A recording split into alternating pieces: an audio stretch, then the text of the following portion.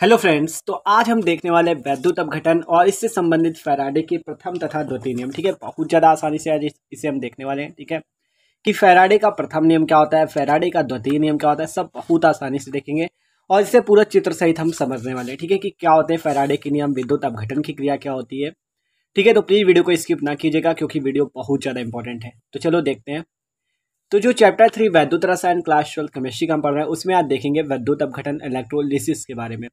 तो पहले बात करते हैं वैद्युत अपघटन क्या होता है। तो नाम से पता चल रहा है अपघटन मतलब उसके टूटने की बात हो रही है। विद्युत अपघटन का मतलब कोई विद्युत द्वारा उसे तोड़ा जा रहा है। ठीक है, अपघटन किया जा रहा है उसका। तो देखो पढ़ते पहले थ्योरीज की, कह रहा है विद्युत अपघट्य। तो पहला शब्द आता है भैया हमारे पास वैद्युत अपघट्य। तो वैद्युत अपघट्य क्या होता है, इसे इंग्लिश में हम कहते हैं वैद्युत अपघट्य को इलेक्ट्रोलाइट। एक एक पॉइंट को बहुत बारीकी से समझेंगे। ठीक है, वैद्युत अपघट्य होता है इलेक्ट्रोलाइट। ये क्या होता है, जैसे आप कहोगे NaCl।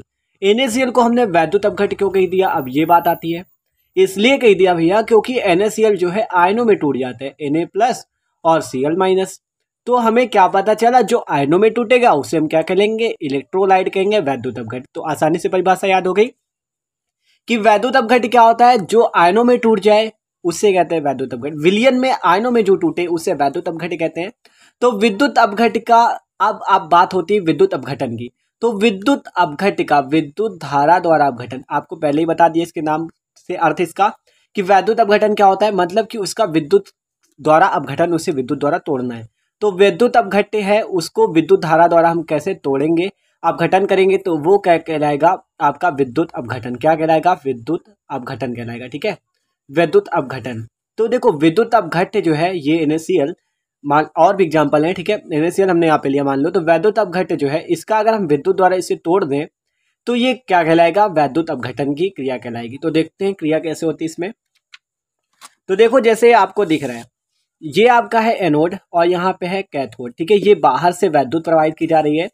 ठीक है, ये दोनों इलेक्ट्रोड लगे हुए। एनोड आपका पॉजिटिव है क्योंकि बैटरी के पॉजिटिव टर्मिनल से जुड़ा हुआ है।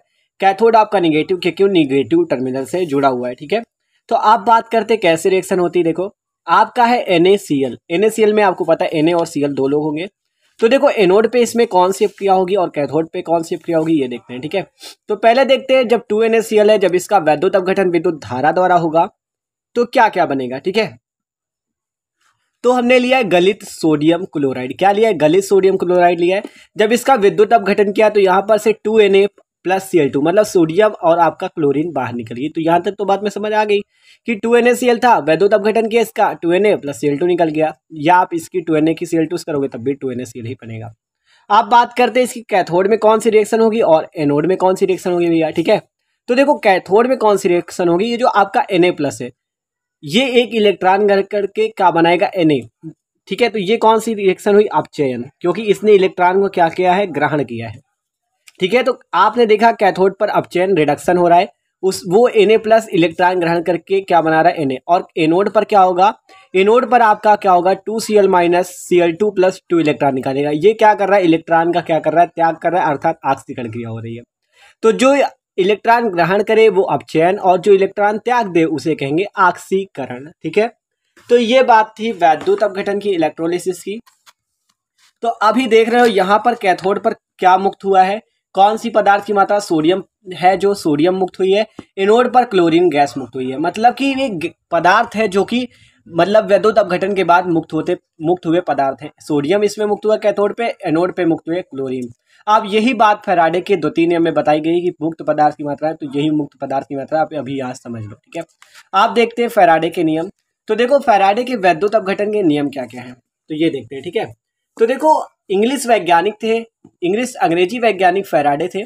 फैराडे ने विद्युत अपघटन के व्यय, विद्युत ऊर्जा की मात्रा तथा इलेक्ट्रोड पर विलीन या कह सकते हो मुक्त पदार्थों की मात्राओं में संबंध ज्ञात किया, जिन्हें फैराडे के नियम कहते हैं। मतलब इंग्लिश वैज्ञानिक थे एक फैराडे नाम के, जिन्होंने क्या किया, विद्युत अपघटन के व्यय मतलब विद्युत अपघटन में जो मुक्त ऊर्जा होती है या खर्च की गई ऊर्जा होती है उसकी मात्रा, तथा इलेक्ट्रोड पर जो पदार्थ निकल रहे, जैसे कैथोड पर हमने पदार्थ निकाला, हमने कैथोड पर कौन सा पदार्थ निकला आपका, जैसे कैथोड पर आपका सोडियम मुक्त हुआ और एनोड पर आपका क्लोरीन मुक्त हुआ, तो वही बात हो रही है। ठीक है, कि कैथोड पे सोडियम मुक्त हुआ तो वही मुक्त पदार्थ की मात्राएं और उसमें वह ऊर्जा के संबंध में इन्होंने 2 नियम बताए, ठीक है। इंग्लिश वैज्ञानिक फैराडे ने वैद्युत अपघटन में व्यय विद्युत ऊर्जा की मात्रा तथा इलेक्ट्रोड पर मुक्त पदार्थों की मात्राओं में संबंध ज्ञात किया, जिन्हें फैराडे के नियम कहते हैं। तो आप देखते हैं फैराडे का प्रथम नियम, फर्स्ट लॉ, इसका क्या है, ठीक है। तो फैराडे का प्रथम नियम क्या है? फैराडे ने कहा वैद्युत अपघटन, ये जो वैद्युत अपघटन की क्रिया तो आप समझ ही गए हो। तो वैद्युत अपघटन में किसी पदार्थ इलेक्ट्रोड, तो वैद्युत अपघटन में किसी इलेक्ट्रोड पर मुक्त हुई पदार्थ की मात्रा वैद्युत अपघटन में प्रवाहित विद्युत की मात्रा के समानुपाती होती है। मतलब कि क्या कहा गया, ये जो वैद्युत अपघटन की क्रिया, इसमें जो मुक्त हुई पदार्थ की मात्रा है, वैद्युत अपघटन की क्रिया में जो मुक्त हुई पदार्थ की मात्रा है, मुक्त हुई जो पदार्थ की मात्रा है, इसका क्या होता है, मुक्त हुई पदार्थ की मात्रा जो होती है, ये वैद्युत अपघटन में विद्युत की मात्रा के समानुपाती होती है। मतलब कि जो मुक्त पदार्थ की मात्रा, अगर मुक्त पदार्थ की मात्रा W हो तो वह विद्युत की मात्रा के समानुपाती होगी, अर्थात Q के समानुपाती होगी। तो देखो वैद्युत अपघटन में किसी इलेक्ट्रोड पर मुक्त हुई पदार्थ की मात्रा जो W है, माना W मुक्त हुई पदार्थ की मात्रा है, और तो वो किसके समानुपाती होगी, आवेश या कह सकते हो विद्युत की मात्रा। तो W प्रोपोर्शनल Q हो गया, W बराबर ZQ हो गया, ठीक है। तो आप देखो देखते हैं आप W क्या है, Q क्या है, Z क्या है। तो W जो है वो है इलेक्ट्रोड पर मुक्त पदार्थ की मात्रा, आपको बताया कि इलेक्ट्रोड पर मुक्त पदार्थ की मात्रा। Q आपका क्या है, वैद्युत अपघटन में प्रवाहित विद्युत की मात्रा है, कह सकते हो आवेश। Z क्या है, मुक्त पदार्थ का वैद्युत रासायनिक तुल्यांक। Z क्या है, मुक्त पदार्थ का वैद्युत रासायनिक तुल्यांक, ठीक है। तो ये बात आपको समझ में आ गई।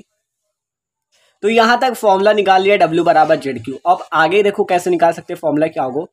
तो देखो यदि I एम्पियर की धारा, मान लो हमने I एम्पियर की धारा इस वैद्युत अपघटन की क्रिया में I एम्पियर की धारा बहाई है, ठीक है। अगर I एम्पियर की धारा t सेकंड में मान लो t समय में t सेकंड में क्या होती है, t सेकंड तक प्रवाहित करने पर W ग्राम पदार्थ मुक्त होता है, तो Q इक्वल टू क्या हो जाएगा, I इंटू टी। देखो अगर I एम्पियर की धारा t सेकंड तक प्रवाहित की जाए तो और उसमें W ग्राम पदार्थ मुक्त होता है, तो Q इक्वल टू IT हो जाएगा।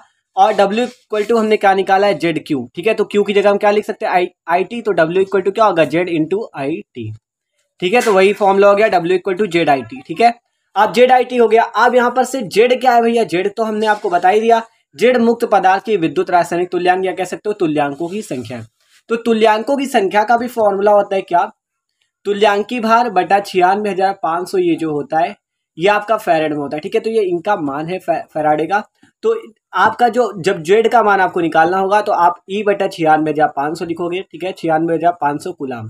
और अगर जेड की मात्रा की बात करें तो E का मात्रक जो होगा वो ग्राम बटा कुलाम, ठीक है। तो जेड का मात्रक ग्राम प्रति कुलाम, E क्या है आपका तुल्यांकी भार, ठीक है। तो W इक्वल टू ZIT निकला, जेड का मान क्या होगा, E बटा 96,500 ग्राम पर कुलाम, ठीक है। तो जब क्वेश्चन आएंगे तो आप इन्हें सॉल्व कर सकते हो, ठीक है, इन मान को रख के। आप देखते हैं फैराडे का द्वितीय नियम, ठीक है। तो फैराडे के द्वितीय नियम को भी देखते हैं आसानी से। तो देखो द्वितीय नियम क्या होता है, विद्युत की समान मात्रा, मतलब कह रहा है कि विद्युत हमें एक ही मात्रा में प्रवाहित करनी है और उसमें भिन्न विद्युत अपघट ले लेने। अभी तक हमने केवल वैद्युत अपघट NaCl को लिया था, मान लो कोई और वैद्युत अपघट भी ले लिया जाए, तो वैद्युत अपघट की समान मात्रा जिस और भिन्न भिन्न वैद्युत अपघट, मतलब अलग अलग वैद्युत अपघट लेने हैं और उनमें समान धारा प्रवाहित करने पर इलेक्ट्रोडों पर मुक्त पदार्थ की मात्रा है उनके तुल्यांकी भारों के समानुपाती होंगे।